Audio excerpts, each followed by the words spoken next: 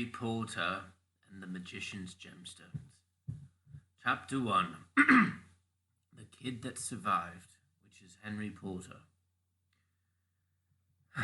The Dumleys lived at number 11 Primrose Avenue, somewhere in the English suburbs, and they were normal, thank you very much.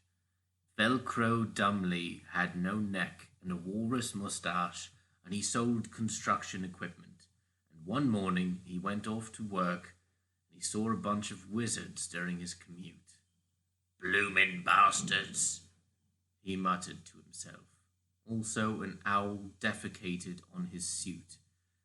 He had a whole day of belittling subordinates, and then he left the office. Several unusual and magical things happened over the course of this workday, but Velcro Dumley didn't notice. On his way home, he saw more wizards and hundreds of owls. He also heard two wizards loudly whispering to each other. "Yes, it was the Porters, a wizard family who are related to some Morgels," one of them pronounced, glancing over at Velcro Dumley with a wink. Yes, and their son, Henry, the Morgel's nephew, was involved in an important way. I wonder if the Morgels are aware," the other replied, winking repeatedly at Velcro Dumley. "Bloomin' bastards," Velcro muttered to himself, shaking his head. On the drive home, Velcro Dumley's automobile was defecated on by many owls. "Dear," Velcro Dumley spoke to his wife, Flower, upon arriving at his normal suburban English home. "Have you heard from your sister?" "No," Flower Dumley spat. "She is a wizard, and I don't tolerate their lot." Then she did the dishes. Their son, Dumley, was a fat and mean boy who was spoiled. He cried loudly for more money and desserts.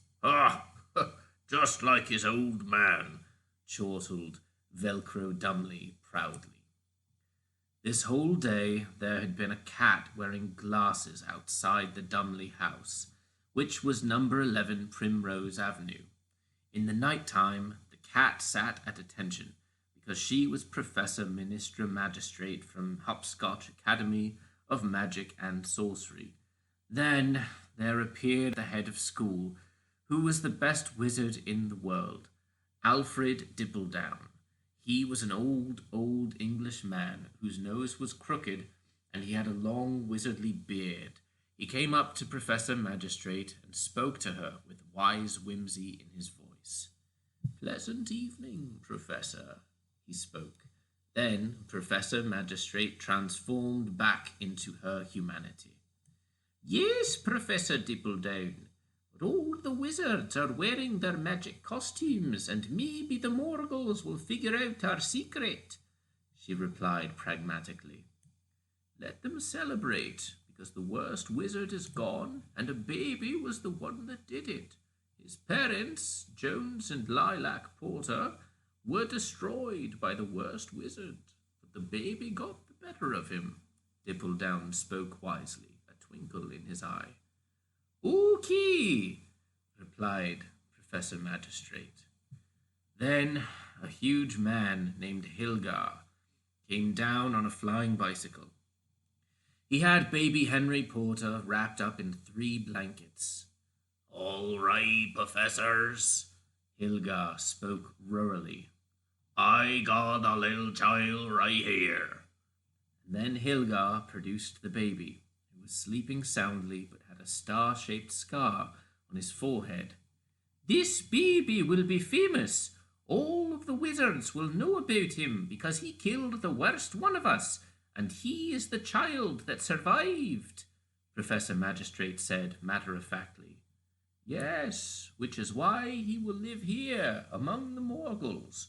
That will teach him humility, and it will show him that things could always be worse than whatever we have at Hopscotch Academy," Professor Dippledown replied. Hilgar began to cry, and Professor Dippledown patted him on the forearm as high as the old Englishman could reach. There, Hilgar. Some day, in about 11 years, you'll go to collect him from his Morgul family in a terrible house way off in the middle of a Norwegian ocean.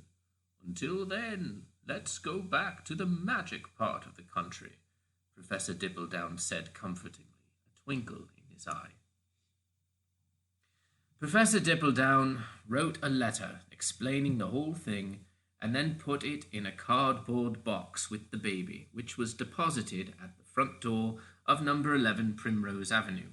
He rang the doorbell, and Hilgar, Professor Magistrate, and Professor Dibbledown ran as fast as they could so they wouldn't be seen when the door was opened.